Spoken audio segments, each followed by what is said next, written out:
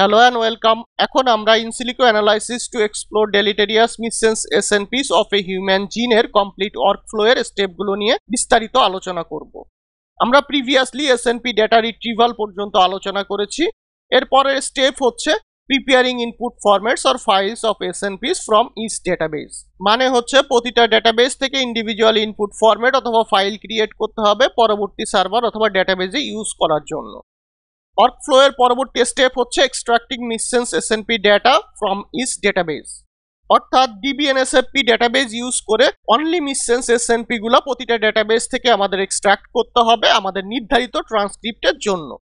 DBNSFP ডেটাবেসটা কি? DBNSFP is a database developed for functional prediction and annotations of all potential non-synonymous single nucleotide variants in human genome, যেটাকে NSSNV বলা হয়ে থাকে। Synonymous অথবা silent SNP থাকলে DBNSFP automatically সেগুলোকে remove করে দেয়। কিন্তু যেহেতু DBNSFP নন সিনোনিমাস সিঙ্গেল নিউক্লিওটাইড ভ্যারিয়েন্টস এর প্রেডিকশন দেয়, সুতরাং কিছু ননসেন্স ভ্যারিয়েন্টও থাকতে পারে, কারণ ননসেন্স ভ্যারিয়েন্টটা হচ্ছে one kind of non synonymous single nucleotide variant. এই ননসেন্স ভ্যারিয়েন্টগুলোকে আমাদের রিমুভ করতে হবে, কারণ আমাদের অ্যানালাইসিসটা সম্পূর্ণ মিসসেন্স SNP বেসড। যদিও এখানে আমরা DBNSFP ডেটাবেস ইউজ করেছি, কিন্তু যদি DBNSFP ডেটাবেস অ্যাভেলেবল না থাকে তাহলে আমরা অন্য কোনো সার্ভার অথবা টুল ইউজ করতে পারি যেটাতে নন সিনোনিমাস ভ্যারিয়েন্ট টাইপ, মানে সেটা ননসেন্স না মিসসেন্স ভ্যারিয়েন্ট, এবং ক্রোমোজোমাল পজিশন, রেফারেন্স অ্যালিল অথবা নিউক্লিওটাইড, অল্টারনেটিভ অ্যালিল অথবা নিউক্লিওটাইড এই ইনফরমেশনগুলো দিয়ে থাকে। যেমন এরকম একটা সার্ভার হচ্ছে সিফট সার্ভার। এই DBNSFP ডেটাবেস অথবা এই টাইপের সার্ভার অথবা টুলে রান দেওয়ার উদ্দেশ্য হচ্ছে প্রতিটা ডেটাবেস থেকে পাওয়া SNP গুলোর প্রেডিক্টেড ইনফরমেশন যাতে সেম ফরম্যাটে থাকে এবং শুধুমাত্র মিসসেন্স SNP গুলো আমরা এক্সট্রাক্ট করতে পারি। নেক্সট স্টেপ হচ্ছে removing duplicates and merging missense SNP data from different databases. এই প্রতিটা ডেটাবেস থেকে মিসসেন্স SNP গুলো এক্সট্রাক্ট করার পরবর্তী স্টেপে আমাদের এগুলোকে মার্জ করতে হবে। এই সবগুলো ডেটাবেস থেকে পাওয়া মিসসেন্স SNP গুলোর মধ্যে ডুপ্লিকেট অথবা ওভারল্যাপ থাকতে পারে। যেহেতু প্রতিটা ডেটাবেস থেকে ইন্ডিপেন্ডেন্টলি SNP রিট্রিভ করা হয়েছে, এই স্টেপে আমরা ডুপ্লিকেটেড SNP গুলো রিমুভ করব এবং বিভিন্ন ডেটাবেসের মিসসেন্স SNP গুলোকে মার্জ করব। ওয়ার্কফ্লো এর নেক্সট স্টেপ হচ্ছে preparing input formats or files of missense SNP for different servers.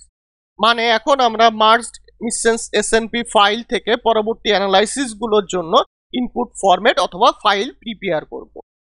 এর পরবর্তীতে আমাদের আসবে prediction of functional consequences or effects of missense SNPs।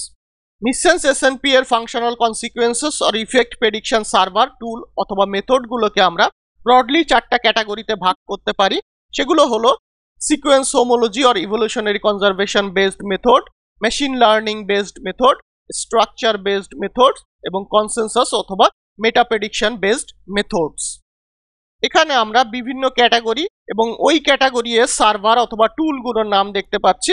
যেমন এখানে সিকোয়েন্স হোমোলজি অথবা ইভলিউশনারি কনজারভেশন বেসড মেথডগুলোর সার্ভার অথবা টুলের নাম আমরা দেখতে পাচ্ছি। এখানে মেশিন লার্নিং বেসড মেথডগুলোর বিভিন্ন সার্ভার অথবা টুলের নাম আমরা দেখতে পাচ্ছি। সিমিলারলি এখানে স্ট্রাকচার বেসড মেথডের কিছু সার্ভার অথবা টুলের নাম আমরা এখানে দেখতে পাচ্ছি। এখানে আমরা কনসেনসাস অথবা মেটা প্রেডিকশন বেসড মেথডগুলোর কিছু সার্ভার অথবা টুলের নাম দেখতে পাচ্ছি। তবে এই সার্ভার বা টুল বাদেও আরো অনেক সার্ভার অথবা টুল আছে। এখানে যে সার্ভার অথবা টুলগুলো কমনলি ইউজ হয় এবং যেগুলো সাইটেশন বেশি সেগুলোকে রাখা হয়েছে। এই ক্যাটাগরিগুলোকে আমরা ফিল্টারিং এ বলে থাকি অ্যানালাইসিসের সময়, কারণ প্রতিটা ক্যাটাগরির সার্ভার অথবা টুলগুলোর রেজাল্টের বেসিসে এই SNP গুলোকে আমরা স্ক্রিনিং করে থাকি। যেমন সিকোয়েন্স হোমোলজি অথবা ইভলিউশনারি কনজারভেশন বেসড মেথডগুলোকে আমরা ফিল্টার 1 মানে প্রথম ফিল্টার বলে থাকি। এখানে মেশিন লার্নিং বেসড মেথডগুলোকে আমরা ফিল্টার 2 অর্থাৎ দ্বিতীয় ফিল্টার বলে থাকি। সিমিলারলি স্ট্রাকচার বেসড তাকে আমরা থার্ড ফিল্টার বলে থাকি। কনসেনসাস বেসড অথবা মেটা প্রেডিকশন বেসড মেথডগুলোকে আমরা ফোর্থ ফিল্টার অথবা চতুর্থ ফিল্টার বলে থাকি।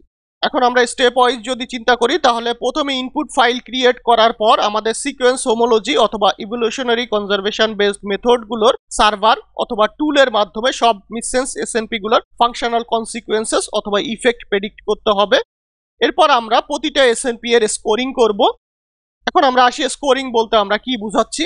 এখানে স্কোরিং বলতে বোঝানো হচ্ছে প্রতিটা SNP এর জন্য কতগুলো সার্ভার অথবা টুলে ড্যামেজিং, হার্মফুল, ডেলিটেরিয়াস, প্যাথোজেনিক অথবা এই জাতীয় প্রেডিকশন দিচ্ছে সেটার কাউন্ট করা। এবং this type of prediction result গুলোকে বলা হচ্ছে পজিটিভ ভ্যালু। যেমন কোনো এসএনপি যদি 5টা সার্ভার বা টুলে পজিটিভ ভ্যালু প্রেডিক্ট করে তাহলে ওই এসএনপি এর স্কোর হচ্ছে 5। এরপর এই স্কোর গুলোর বেসিসে আমরা এসএনপি সিলেকশন করব। এখানে এসএনপি গুলোর সিলেকশনের কাট অফ ভ্যালু কত হবে সেটার কোনো ফিক্সড বা ধরাবাঁধা রুলস নাই।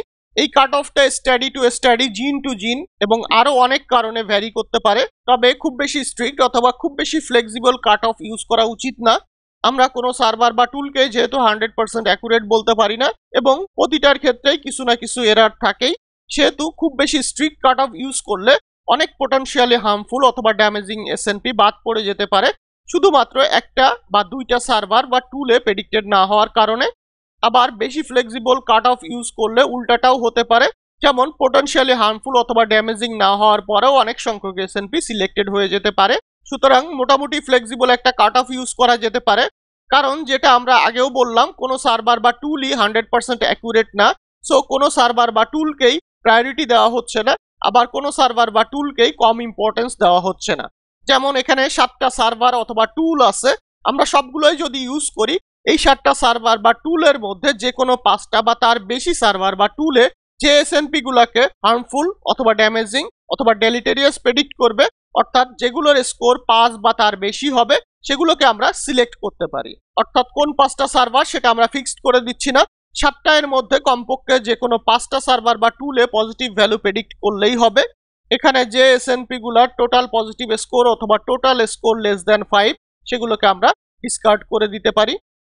যে এসএনপি গুলা এই স্টেপ বা ফিল্টারিং পাস করতে পারবে মানে সিলেক্টেড হবে, সেটা পরবর্তী স্টেপ অথবা ফিল্টারিং এ চলে যাবে, মানে ফিল্টার 2 অথবা মেশিন লার্নিং বেসড মেথডে চলে যাবে। আগের স্টেপ মানে ফিল্টার 1 এর মতোই যে এসএনপি গুলা এই স্টেপ অথবা ফিল্টারিং পাস করতে পারবে অথবা সিলেক্টেড হবে এই স্টেপে, সেগুলো পরবর্তী ফিল্টারিং অথবা স্টেপে চলে যাবে, সেটা হচ্ছে স্ট্রাকচার বেসড মেথড অথবা ফিল্টার 3। বাকি এসএনপি গুলোকে আমরা ডিসকার্ড করে দিব। সিমিলারলি বাকি যে দুইটা স্টেপ অথবা ফিল্টারিং আছে, যে এসএনপি গুলো এগুলো পাস করতে পারবে মানে হচ্ছে স্ট্রাকচার বেসড মেথড এবং কনসেনসাস এবং মেটা প্রেডিকশন বেসড মেথড গুলো পাস করতে পারবে, সেগুলো পরবর্তী স্টেপে চলে যাবে। প্রতিটা ক্যাটাগরি অথবা ফিল্টারিং নিয়ে আমরা বিস্তারিত আলোচনা করব পরবর্তীতে। তাহলে এখন আমরা ইনসিলিকো এসএনপি অ্যানালাইসিস ওয়ার্কফ্লো এর কয়েকটা স্টেপ নিয়ে বিস্তারিত আলোচনা করলাম। এছাড়াও মিসেন্স এসএনপি এর ফাংশনাল কনসিকুয়েন্সেস আর ইফেক্টস প্রেডিকশন মেথড গুলোর বিভিন্ন ক্যাটাগরি এবং সার্ভার বা টুল নিয়ে আমরা প্রাথমিক কিছু আলোচনা করলাম। Thank you everyone.